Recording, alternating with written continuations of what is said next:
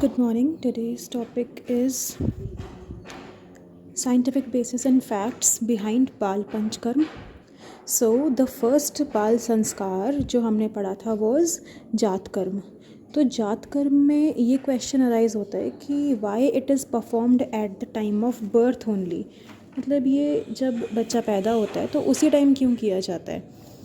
तो to answer this, अब ये आपसे वाइवा में भी पूछा जा सकता है कि टाइमिंग्स बताइए कि टाइमिंग्स क्यों सेट किए हैं आचार्य ने कि ये संस्कार इसी टाइम होगा.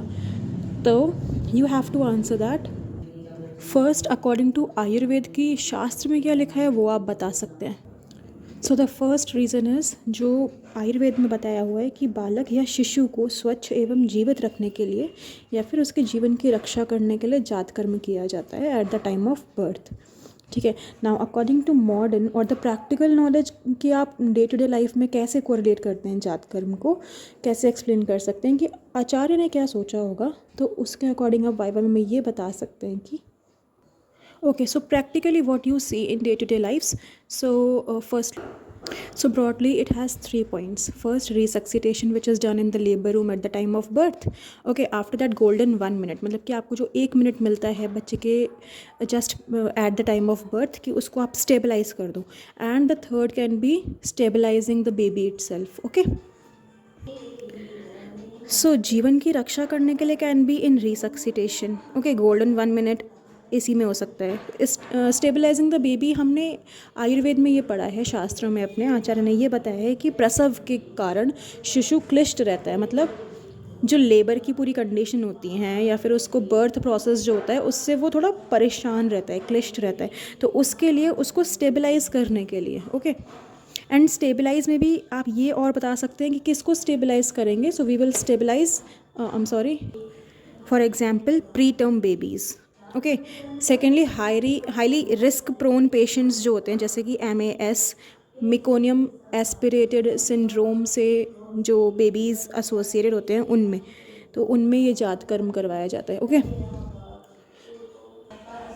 नाउ नेक्स्ट कम्स नामकरण संस्कार. राइट. सो इसमें क्वेश्चन ये अराइज हो सकता है वाइवा में कि what is the importance of नामकरण संस्कार. लाइक आचार्य ने क्यों बताया, बेबीज़ में बताया है तो कुछ तो साइंटिफिक रीज़न होगा इसका. तो you can answer it like, अब देखो आयुर्वेद में एज सच कुछ इम्पोर्टेंस नहीं बताया है इस संस्कार का, बट आप अगर कोरिलेट करो प्रैक्टिकल लाइफ से कि आचार्य ने क्या सोचा होगा, तो उसमें आप ऐसे बता सकते हैं टीचर को कि फर्स्ट, एड्रेसिंग अ चाइल्ड, कि आप उस बच्चे को उसके नाम से एड्रेस करोगे. ठीक है. सिमिलरली इससे ही रिलेटेड सेकंड क्या हो जाएगा, सेकंड हो जाएगा कम्युनिकेशन पर्पस, कि वो अपने नाम से जब उसको हम एड्रेस करेंगे, फॉर एग्जांपल किसी का नाम है राम, किसी बच्चे का नाम है राम, तो अगर हम उसको राम से एड्रेस करेंगे तो उससे क्या होगा, उसके अंदर भी और जो उसके आसपास सोसाइटी में पीपल हैं उनके अंदर भी, इन दोनों के बीच में क्या बैठेगा, कम्युनिकेशन प्रोसेस बैठेगा. ओके. सो जो develop the communication skills in the child, उसके लिए भी. फिर सेकेंड कम्स और the third comes appraisal. Appraisal means to appreciate the child. अब जैसे कि बेबी ने कुछ भी किया, लाइक उसने एक माइलस्टोन अचीव किया, सिटिंग विदाउट सपोर्ट, जो कि 8th मंथ में हम पढ़ते हैं. Okay. It is a gross milestone which we will learn in the further course. तो अप्रेजल मतलब उसको कॉन्ग्रेचुलेट करना या फिर उसको इनकरेज करना. तो उसके लिए भी हम, जैसे राम ने setting without support milestone achieve किया, तो उसको एड्रेस करेंगे कि wow Ram, you have achieved this, very good, अरे वाह. तो उससे क्या होता है, बच्चे में एनकरेजमेंट की एक फीलिंग आती है, लाइक. ओके. सो उसका क्या है, पूरा न्यूरो एंडोक्राइनल डेवलपमेंट होता है उसके लिए. आफ्टर दैट आप एक थॉट भी बता सकते हैं कि जो कर्म की पहचान होती है वो नाम से होती है. तो नाम रखना बच्चे का is very important in the practical world. Okay. Because after all we are on this earth to perform our deeds. Okay. So the last one can be कि नाम से ही कर्म की पहचान होती है. Okay. So these 4 points can be for the practical purpose. The third sanskar was nishkraman sanskar. निष्क्रमण का मतलब क्या होता है, बच्चे को बाहर ले जाना. कहाँ से बाहर ले जाना, जैसे कि हम कॉमन लाइफ्स में देखते हैं कि सोबड़ में रहता है बच्चा, और हमने टेक्स्ट में क्या पढ़ा है कि सूती गागार में बच्चा रहता है. सूतिका के साथ, या फिर जो अभी पर्प्यूरियल मदर है जिसने अभी बर्थ दिया है उसके साथ बेबी रहता है। तो 4th मंथ में हम उसको उस रूम से बाहर लेके आते हैं। तो the question can arise here कि 4th मंथ में ही क्यों लेके आते हैं, and what is the importance of the sanskar. Okay, now the first point can be immunity. So if we see in the newborn, the antibodies from the mother is provided to the baby, okay, through breast milk. और जब वो antenatal period में होता है तो placenta से उसको antibodies मिलती हैं. But what about post birth? तो post birth you know that before 4 months उसकी जो सेल मेडिएटेड इम्यूनिटी होती है that is not well developed, okay, to face the external environment or to tolerate the external environment. So the cell mediated immunity of the baby is not well matured before 4 months, okay. तो उसको कहीं भी external environment से expose करना is not out of danger, okay. So first point can be immunity. After that the second point will be to seek the God's blessings. अब शास्त्रों में क्या बताया है कि निष्क्रमण संस्कार के बालक को बाहर ले जाया जाता है. तो सबसे पहले उसको ले जाया कहाँ जाता है? इन द टेम्पल, ठीक है. तो इसका एक बेसिस है to seek the god's blessings for the newcomer, है ना, जो अभी अभी इस दुनिया में आया, तो उसको भगवान की ब्लेसिंग सीख करने के लिए. आफ्टर दैट अब ये आता है जो शास्त्र में पता है कि टेम्पल ही क्यों ले जाया जाता है. तो द क्वेश्चन अराइज कि भाई टेम्पल ही क्यों बोला है आचार्य ने, है ना. ठीक है, हम मानते हैं कि टेम्पल ऑस्पिशियस प्लेस है, वहाँ ले जाना चाहिए, पर क्यों ले जाना चाहिए? तो इसका answer is hidden in the first point itself. आपने एटमॉस्फेयर देखा है मंदिर का कैसा होता है? वहाँ पे धूपन क्रिया, हवन, होम, ये सब चलता है ना. तो उससे क्या होता है? It is the natural process और the indirect the purification of environment जो वहाँ पे चलता रहता है. उससे क्या होता है? It is the pure environment to get the child to expose to it, okay. उससे क्या होगा? उसकी इम्यूनिटी पे लोड नहीं पड़ेगा. मंदिर में जो धूपन आदि क्रियाएं होती हैं वो किस लिए होती हैं? To purify the air which is in that place. तो अगर वहाँ पे बच्चा जाएगा तो इट विल सीक और it will breathe a positive air और माइक्रोब फ्री एयर. तो उससे उसकी इम्यूनिटी पे कोई इम्पैक्ट नहीं पड़ेगा. और गॉड की blessings, after that the positive vibes. After all vibes को तो कोई मना नहीं कर सकता, है ना. So the positive vibes, the spiritual, aura which the child will seek, it will have it will have a positive impact on him. Okay, so all these 3 points can be the reason for the time. Coming on to our next sanskar, 4th संस्कार is अन्नप्राशन संस्कार. जो आपको पता है कि हम complementary feeding start कर देते हैं बेबी की, apart from exclusive breast feeding, है ना. तो क्वेश्चन अराइज हो सकता है कि 6th मंथ तक ही क्यों ब्रेस्ट फीडिंग होती है, उसके बाद 10th मंथ में क्यों होता है अन्नप्राशन. तो यू शुड नो कि हमें 6th मंथ तक तो मदर को एडवाइस करना है कि आपको एक्सक्लूसिवली ब्रेस्ट फीडिंग पर रखना है बेबी को, ओके.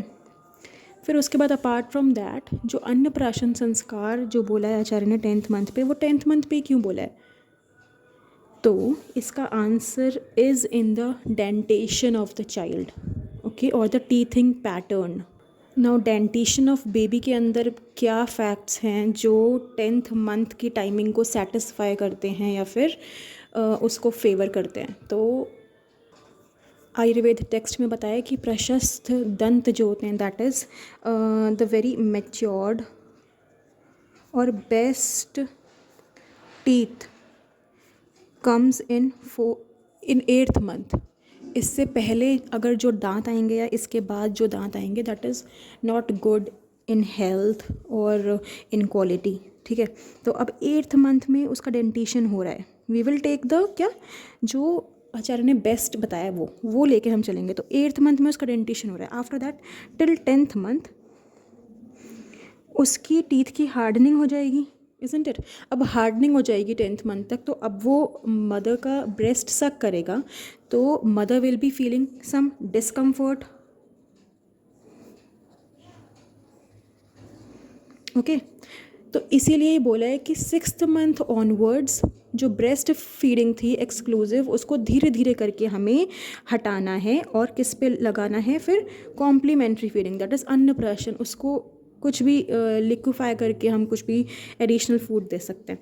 तो एक तो हो गया मदर्स डिस्कम्फर्ट। उसके बाद अब उसका डेंटिशन हो चुका है ना, अब डेंटेशन हो चुका है तो he is now able to chew some of the things, ठीक है।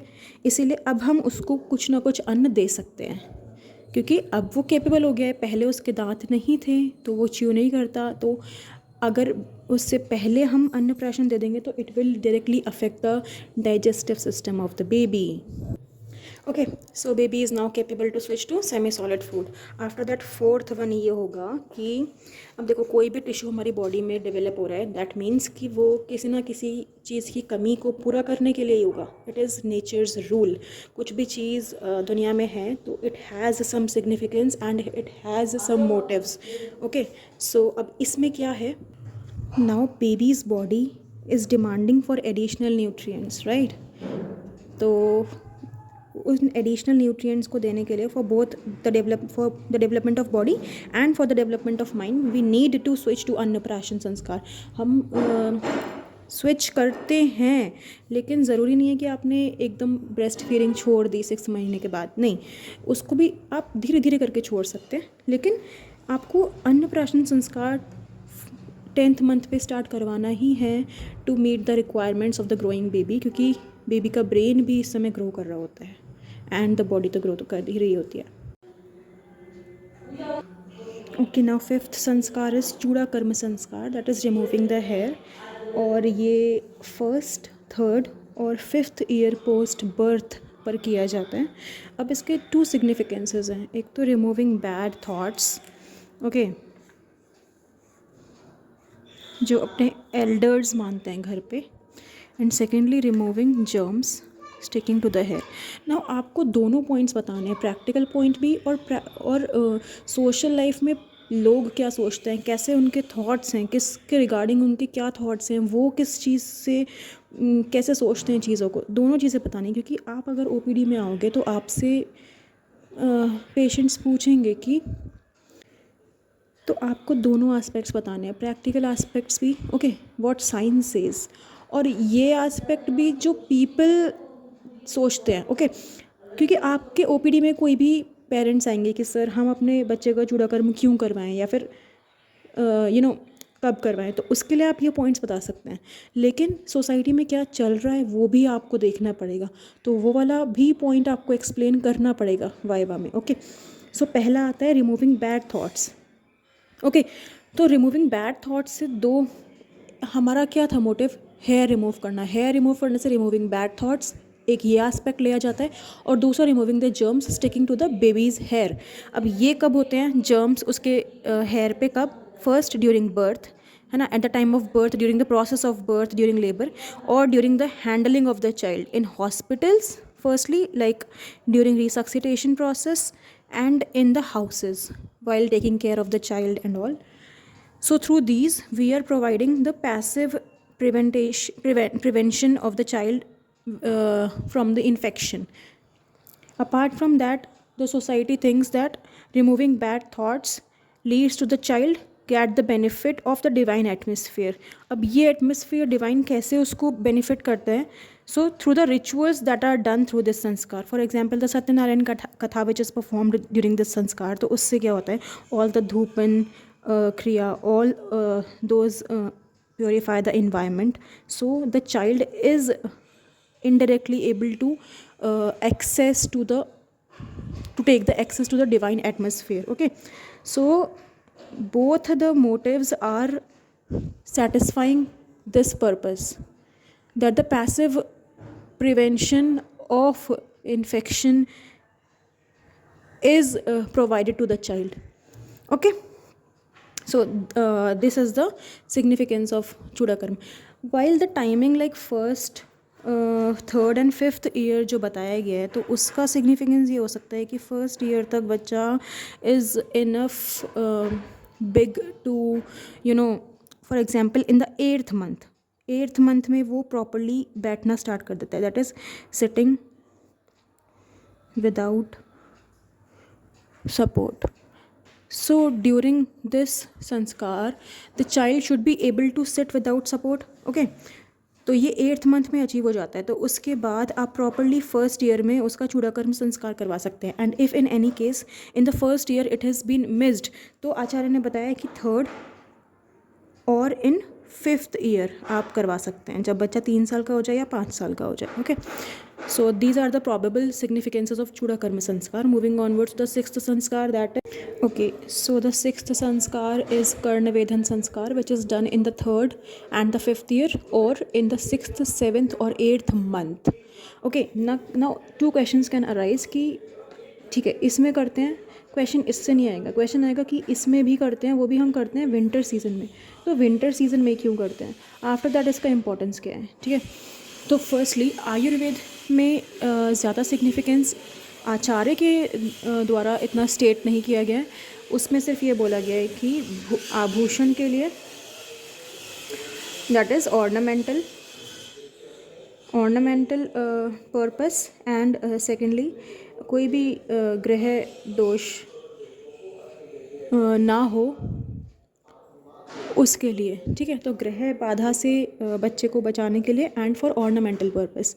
After that the how we will correlate in it with the science और the today's practical world, like Ayurved science has stated these two. ठीक है, अब आयुर्वेद ने क्या सोच के ये दोनों चीज़ें लिखी होंगी, ग्रह दोष से क्या मतलब होगा उनका, तो उसको हम बस एक नेम दे रहे हैं कि आज के पर्सपेक्टिव में हम इसको कैसे देख सकते हैं.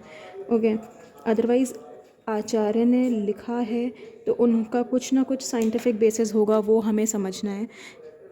We are just giving it a term modern, otherwise it is fully scientific. जो ग्रह दोष उन्होंने बताए हैं, it can be both that celestial bodies or the infections. Okay, now for the modern purpose view हम इसमें दो चीज़ें लेते हैं.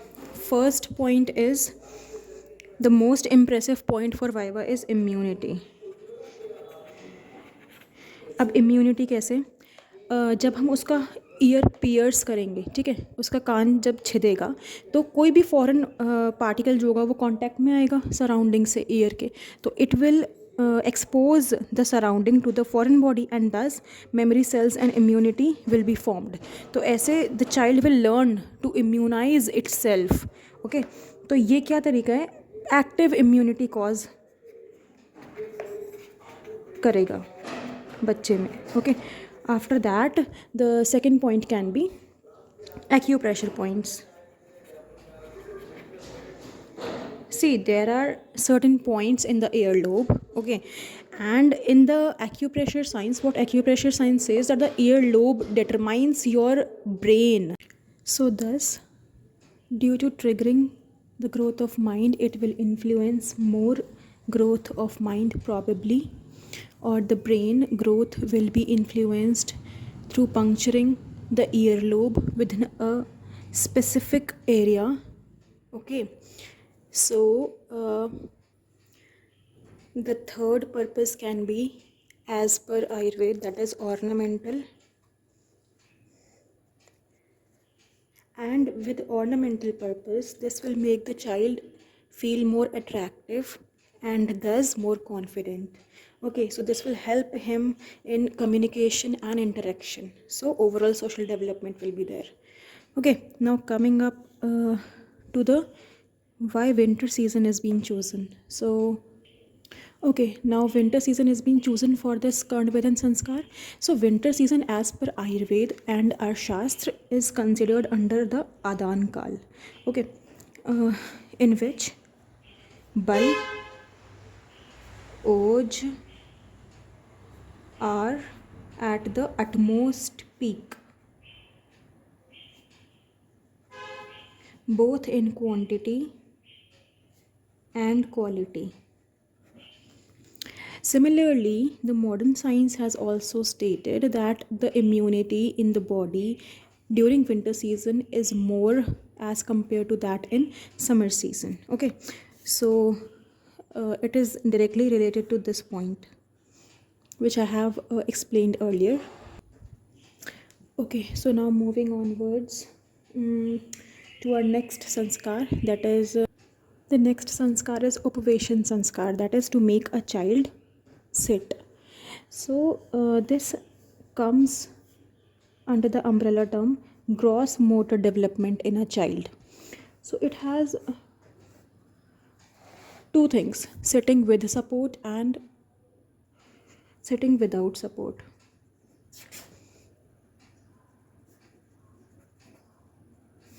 And sitting without support. So sitting without support comes in 8th month.